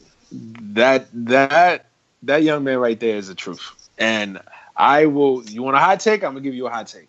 I think that dude is the best running back prospect we've seen come out of college. Even better than Gurley, even better than Zeke. Maybe I'm not saying he's going to beat them at the Lex Up. I'm saying coming out of college, he is the best running back prospect we've seen come out of college, man, since maybe Reggie Bush. Now I know Reggie didn't do anything in the NFL, or didn't have the same level of careers as he had in college, but that dude is amazing, man. That dude is a beast. He can run between the tackles. He can break it outside. He can return kicks. He's a threat in the passing game. Like, he's a smaller Le'Veon. Like, the dude. I hope I'm not putting the curse on this man, and this man gonna come in the league and just be a bum. But I think the dude is legit, man. The dude is a monster, and I don't buy the Giants drafting him at number 2. Like, I think it's a kind of a smokescreen. I think they're doing that purposely so that the quarterback that they want drops to them. So I think it's a smoke. I think it's a smokescreen by the Giants. I don't buy it. Like, I think the Giants are gonna take a quarterback, or I think they'll trade down out of that pick to get. I think the Giants will either take a quarterback or they'll take a lineman. I don't think they'll take a running back. That's just my personal opinion. But if you're the Browns, I'll say I want the Jets to draft Saquon Barkley. He grew up a Jets fan. Like, I don't care what the Jets have to do. Go get Saquon Barkley. But we'll see what, we'll see. Why not? Why not? Did you not see his combine performance? And I'm not even somebody that gets all hyped about combines. But you're getting hyped about a combine performance. Nah, I'm not even, but it's not even so much about the combine. I mean, did you watch him in college for 2 years, for 3 years? Like, the dude was a monster at Penn State. Yes, I did see him in college, and that is why I think they're overrating him. Because, really? So when you tell me he's better than Todd Gurley, when I saw Todd Gurley play, I was like, oh, that is a man amongst boys. Like, he was clearly the best running back and way better than anybody that I've seen, and that was with the busted knee. Zeke was the freaking truth. Zeke showed up in big games. Zeke was winning games for Ohio State by himself. I will say he's a different running back than Zeke and Todd Gurley. But I think as far as complete package, like, man, Okay, maybe he's not Todd Gurley, but he's close, in my opinion. This is my opinion. I'm not basing it on anything else. This is my personal opinion from what I've seen. Don't try I to think the hide dude is. behind the my I'm not opinion trying to hide thing. it. I'm just saying that. But listen, anyway. Listen, as man. far as Go go ahead. I knew it was gonna be. I knew this was gonna touch a nerve. Go ahead. Because okay. Starting out, I was like, you know what, Saquon the man. Because in my head, I was like, you know what, if I was the Browns, I would pick Saquon, and then I would just get whoever falls to me at 4. You know, it's either going to be Rosen, Darnold, or Allen. But then I started thinking about it, and I'm like, and I started thinking about the games where I wanted to see Saquon really show me like he was the man. And I know the game you're going to bring up. The Ohio State game. Oh, there was another one. That was Michigan. I don't think he did well against them either. Yeah, there's a couple of games where he didn't show up. But if that was Zeke would have showed up, and Zeke has showed up. Ohio State, Michigan State. Zeke also likes to punch women. I mean, you know, basically cost his team a playoff spot this year because, you know, Zeke is an idiot. Nah, the man, he got set up, man. The white girl set him up. Oh, all right. We're not even gonna go there. Fine. Go ahead. Keep talking. Pro brother. Nah. Nah, in all seriousness, well, there's conflicting reports, but yeah, she's not exactly the most credible source. Let's just put it that way. Yeah. Which is unfortunate, but if he did it, then yeah, he's a piece of shit for that. But since it's conflicting, I don't know. I'm just saying. Yeah. Anyway, but Saquon shows out. I got the game log up right now. Akron. Oh man, he killed them. Woo! Akron, they tough.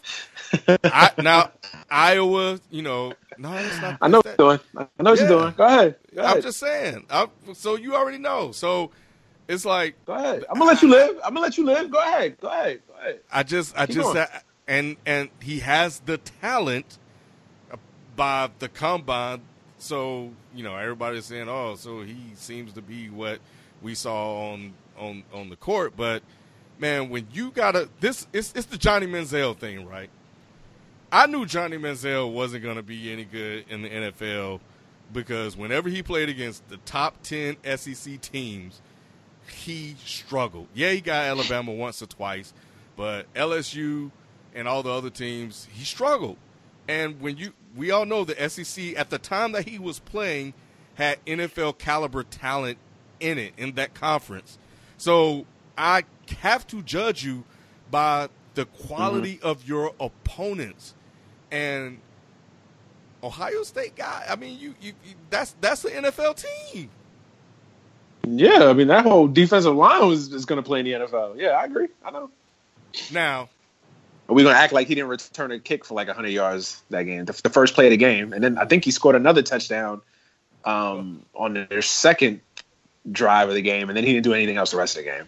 But y'all act like he didn't do like he completely didn't show up the entire game. Okay, so he was what was the receiver?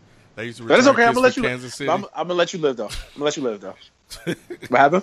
But we'll see. We'll see. I just think that maybe he's not overrated. Maybe he's overhyped. But okay, it seems to be working for you. You know what to tell us? The NFL. The NFL will tell us everything that we need to know. So. Well, going back to your original question, I think the Browns obviously they control the draft. I mean, they got the 1 and the 4 pick. To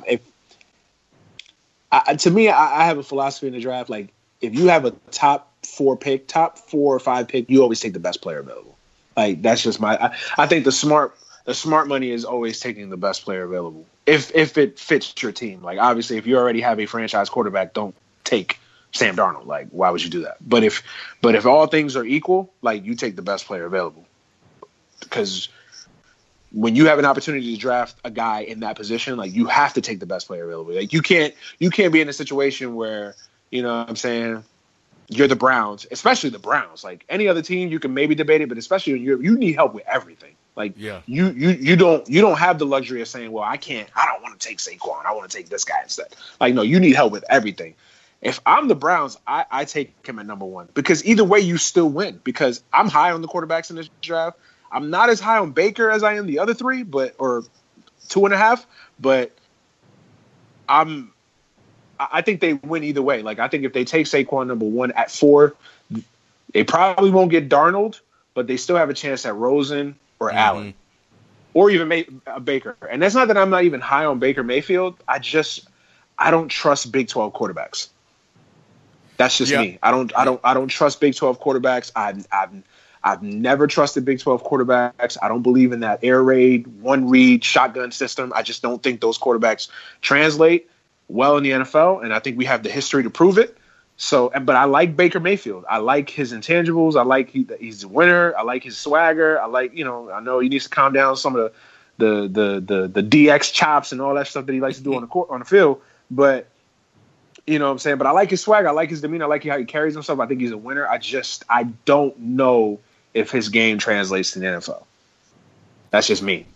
And Allen, I'm not sure about. I saw Allen play a couple games, and he looked all right, but I'm not sure about it. I'm not. If it were me, I'm not sure if I could take Josh Allen with the second or first pick. That's just me personally. Nah, they need to leave Josh Allen where he's at. I would just I love Josh Rosen. I think Rosen is suffering from being overanalyzed for 3 years. Like, I think everybody had 3 years to basically pick apart every level of Josh Rosen's game. I love Josh Rosen. I love Sam Darnold too. I think both of them. I think those are the two best quarterbacks in this draft, in my opinion. So either one, to me, you're not doing wrong with.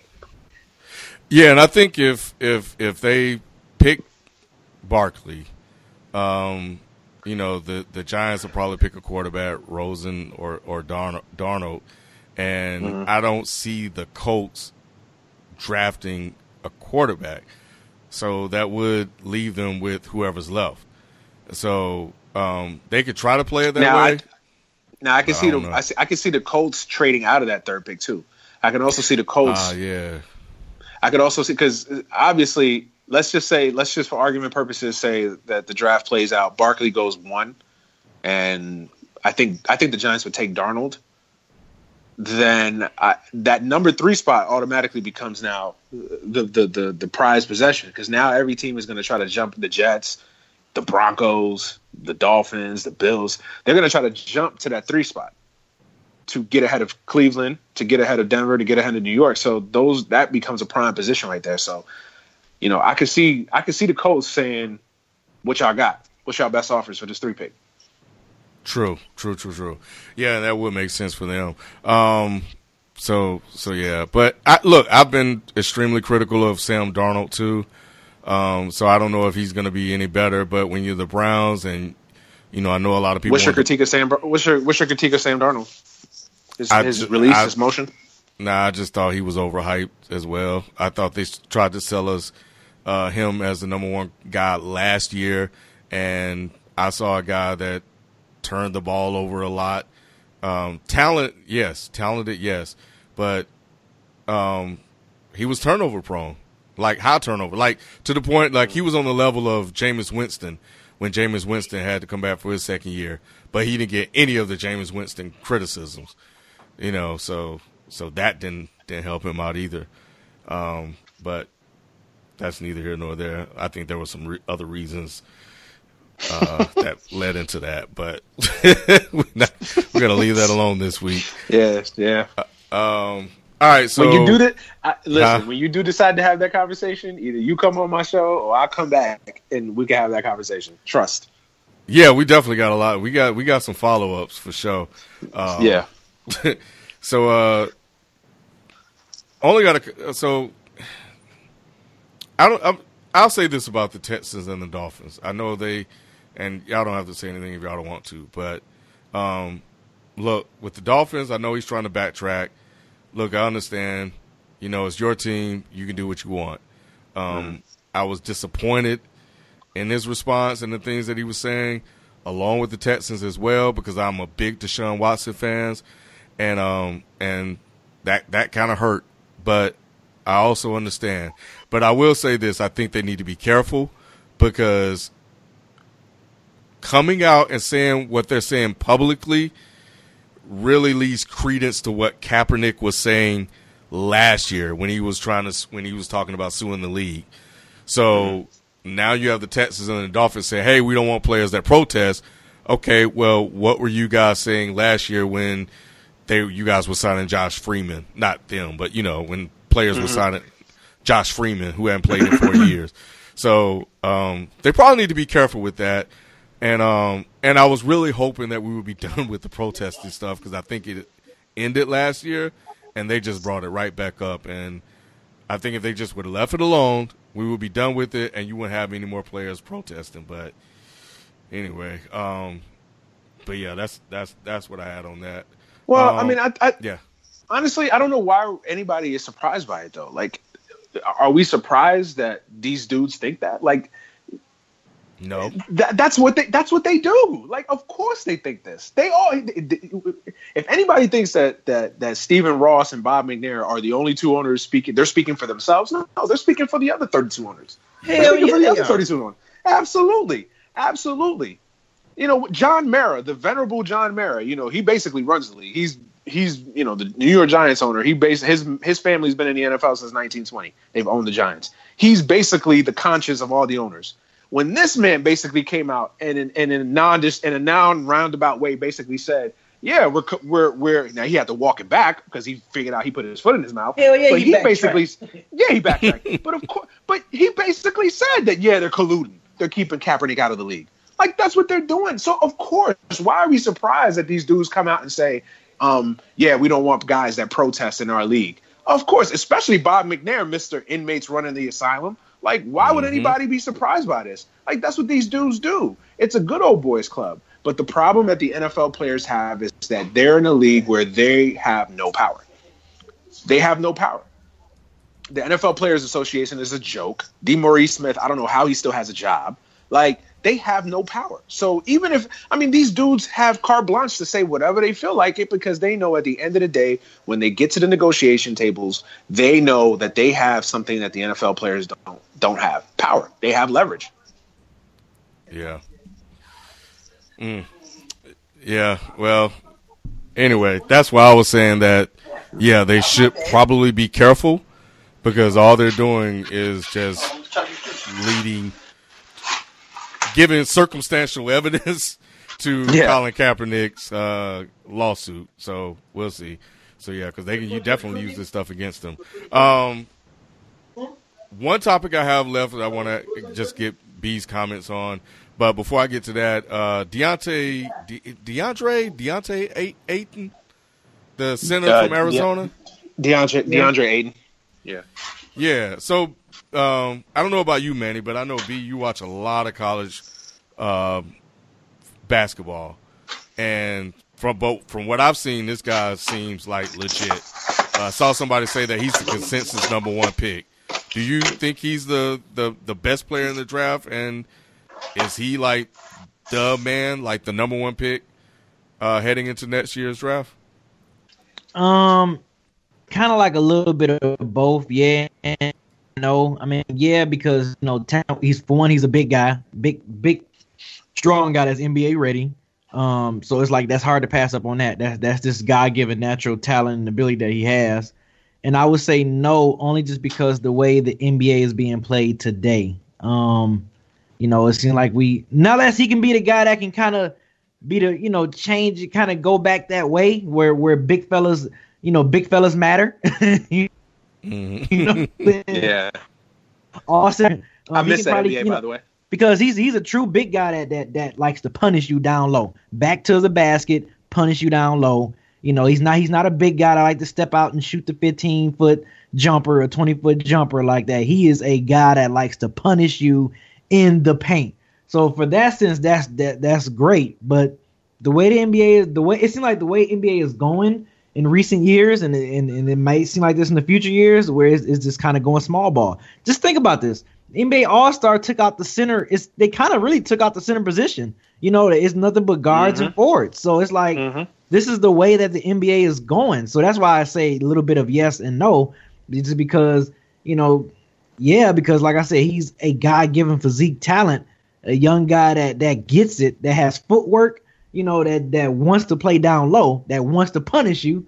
But you know, NBA is going small ball, man. So it's just kind of you in the situation where it's like, man, like you can't pass up on that guy. You know, you can't pass up on that God-given talent. But it's just like how you have to be a very, you know, very smart coach, a very creative coach to kind of where you can figure him out and play him into your system the way that, you know, all this small ball is going. But, you know, hey, if you want to go small ball, guess what? You got a guy that's going to go down there and get all your small ball guys out in foul trouble. So, you know, it kind of goes both ways. But, yeah, he's definitely easily a top 3 pick. He should go either 1, 2, or 3 easy. I think well, for me, I think this is a 2-player draft for me. I don't think this is going to be as deep a draft as it was last year. I'm a little biased. I'm a Duke fan. Oh my God. What, man? Oh man, I ain't even gonna do this with you right now. But anyway, I'm a Duke fan, so I'm biased to Bagley. I think Bagley fits more of what today's NBA is looking for. So to me, if I was a GM, I'd pick Bagley number 1. But Ayton's a monster. Ayton's a beast, and to your point, B, he is kind of only a low post threat right now. But I think he's athletic enough because he's not one of these like plodding big men. Like he's athletic. So I think he's athletic enough where I think he can adapt his game to the newer NBA. Well, I think eventually he can maybe shoot threes on a regular, but I think he can adapt his game to be more of an outside threat. I have, I guess, faith in that his athleticism because he's young and he's still athletic. He's not like this. He's not like an Okafor where he was just a big plodding dude. Like those guys are just getting phased out. Like the Al Jeffersons of the world, they're just completely phasing those cats out. But I think Ayton still has a chance to kind of work on that level of his game. But I think Bagley, I mean, he's definitely. I know some teams like Luka Doncic or whatever, the guy from I think it's Lithuania or I think it's Lithuania, but I'm wrong, my bad. But I know some teams like him, but I haven't seen him play, so I can only judge the 2 that I have seen play. To me, it's a debate between Bagley and Ayton for me for the number 1 and 2 pick. Like those, if Ayton goes 1, obviously Bagley goes 2. If Bagley goes 1, Ayton going 2. So he's definitely a top 2 pick. I just think Bagley to me right now is the better overall player. Yeah, man, what he did to North Carolina in the second half Saturday. You know what Bagley is? And I was telling my little brother because we were watching the game together, and I told him, I was like, yo, I think Bagley is Marcus Camby with offense. Like, if you remember Marcus Camby in college, like he was just Marcus was all defense though. Defense. Yeah, and while he's not maybe the defensive player that Marcus Camby is or was, his offense, I mean, because he could step out he could step out and shoot threes. Obviously, he's got the leaping ability. He could block shot. I mean, Bagley's legit. If you have not seen Bagley, like, you need to make it your business to see Marvin Bagley. And again, I'm biased. I'm a Duke fan, but he's a monster. Yeah, I've seen him a few times, not a lot, but I like what I saw. Same thing with Ayton. When I saw Ayton play, he leaped off the screen, and he was just a man amongst boys. And you know, to your point, and I guess to both of you guys' point about him being like a throwback big man. He's taken and made more threes than Karl Anthony Towns and Joel Embiid and Anthony Davis in college. So he can definitely develop that shot, and I'm sure he knows he needs to have that shot. So I would expect him to probably work on that at the next level. So if you got a guy that can score inside and can pull you outside, then I would like him, man, because there are not a lot of centers in the NBA, and to be able to have a guy like that you can just throw the ball to and just let him go to work and can score that close to the basket, I mean, that gives you such an advantage over a lot of teams that don't have a low post threat. So And you control tempo too. That's another thing. You got a guy that's just and to B's point, like I think eventually you will see the center come back. Like I think we had the same discussion about running backs. Like I think it was like 5, 6, 10 years ago where running backs were starting to get devalued, and a lot of people felt like the running back was almost dying. And I think now you're kind of seeing the running back come back, which I'm happy about. I think it's going to be the same thing, and maybe not like right now in the near future, but I think in the next 7 to 10 years, I think after like Golden State's runs over, I think you will see the center, maybe not like it was back in the day when we were growing up watching basketball, but I think you will see the traditional center come back into play, because I think these things are kind of cyclical in a lot of ways. Like, you know, everybody kind of falls in love with the new hype, and the new hype is analytical basketball and shooting threes and, you know, all that stuff, and kind of low post plays has been devalued. But I think if you have 30 teams in the NBA, if all 30 teams are playing, you know, small ball, eventually there's going to be one team that kind of bucks the trend and goes the other way to find some success. So I think all it's going to take is one guy coming in the league and just dominating, and then you're going to see like, oh, we need to get our hands on that. And I think that's what's going to turn the tide. They're already there, because the big man that you had before was Anthony Davis, who played like a guard. But now that you have Karl Anthony Towns and Joel Embiid, they are going to bring the big man back, especially Embiid. Man, I love watching that dude play, man. Like it's just because he's a throwback. He's a throwback. Yes, it's so refreshing. It really is. Like he's just, man. Anyway, so I think him and Karl Anthony Towns will, with how efficient they are and their ability to step out on the perimeter and shoot the three, I think people will want more of that. Now it's just up to, you know, these kids to give them that. And I think they will. You know, because in the past, you know, it was just like, here, big man, you go do what you do. They didn't have to go out, and they didn't have to work on their three-point shot because they always had the advantage over everybody else just based on their size. But now that is almost becoming a requirement, then we'll see these young kids saying, oh, I can be like Joel and Karl Anthony Towns and Anthony Davis. I just need to work on it. So we'll see. Last thing I got, and I have no thoughts on this because I don't follow the sport like that. So, Manny, feel free to chime in if you do. But really, I'm tossing this one to B. I heard First Take and everybody talking about the fight, Canelo and Triple G. You're the fight expert on this show. So any thoughts on the upcoming fight that you want to share with the people?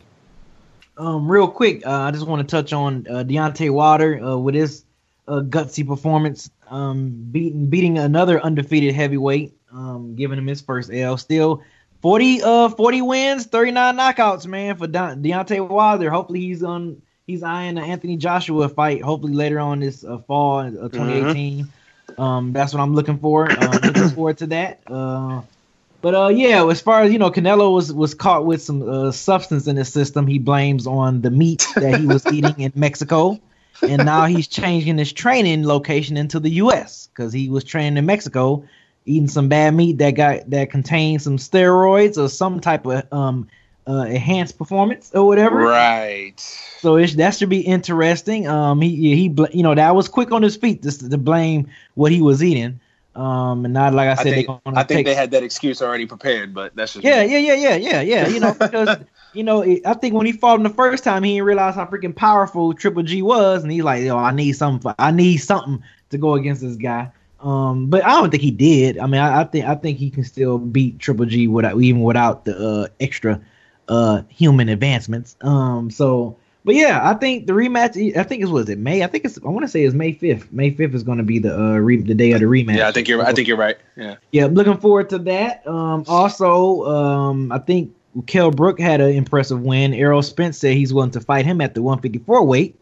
Give him a rematch because Errol Spence tapped that jaw. But I'm waiting for Errol Spence and Terrence Crawford fight. Me personally, myself at 147. I hope that fight goes down because that would be one of the most anticipated welterweight fights. Styles wise, I think we will see probably since Thomas Hearns and Sugar Ray Leonard if those two clash. But yeah, Triple G and Canelo. I think Canelo might edge it out in the decision, man. I thought, I think even though it was a draw the first time, I still think Canelo can show that he can outbox, outclass him, and as well as be a puncher too. Canelo has all those craft materials in his in his weapon. Whereas Triple G is just straight up and down. I'm gonna knock you out. I'm going straight forward. I'm not backing down. But yeah, that's all. And, it should be interesting fight going on this year, man. I'm looking forward. Hopefully, we get the matchups. Keith Thurman, if he stop being a punk and stop running everybody, he got two of the welterweight belts, and it's like he want to hold on to him and not fight anybody. He keep blaming that he had he's coming from a surgical elbow, but that was like such a long time ago. So it's like, damn, dude, like, what's the hold up? Just say if you really injured, just say, look, I can't fight. When people ask you questions, don't just keep dancing around. Just say, look, I'm not sure if I can still fight yet competitively against a top-notch boxer. I'm still letting my elbow heal up. Just say that. But don't be dancing around and because you really looking like you scared. Like you don't want no parts of Sean Porter. You don't want no parts of Errol Spence. So it's just like, come on, Keith Thurman, man. All that trash talking you used to talk when you was trying to get the belts. Now you got the belts. Live up and defend them. Defend the belts. So he's looking real suspect.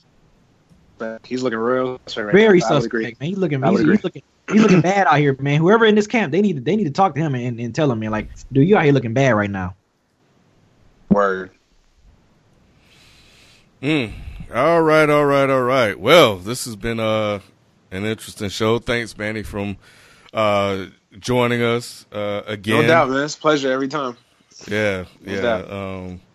How old are you, Manny? I am 31. Oh man, you dang! I thought you were in your 20s. All right. Nah, man, nah. 31, man. Just 31. Just turned 31 in November. Well, this past November. Gotcha. Okay. All right. Well, yeah, this was definitely interesting, and we definitely got to follow up on some of our disagreements. Yes, we do. Jameis Winston. Oh man. Whew. Man, yeah. Jameis Winston. Oh my God, I got it. Don't get me started on that one. My co-host is a Bucs fan, so I get on him about Jameis Winston all the time, and I think I'm starting to convert him over to my side now. Like, I don't think Jameis Winston he's talented. I just don't think he's one of these dudes that's going to ever be able to stay out of trouble. He just does. I hate the curse. Stupid shit. Just that sentence. I had so many responses, but that's all right. And you can be stupid when you're Le'Veon Bell or a running back or offensive lineman, but when you're a quarterback, it's not a good look, man. Not a good look. That's it. I'm gonna leave you with that little nugget. All right, thank you guys for listening to another episode of Dead End Sports. Be sure, please subscribe to the show and share it with your friends. Also, subscribe to and check out the Technical Foul podcast with Manny. I'm sure he said plenty of interesting things on this show today to definitely pique your interest. So that's going to do it for us this week. We'll catch you guys next time. We out. Peace. Peace, everybody.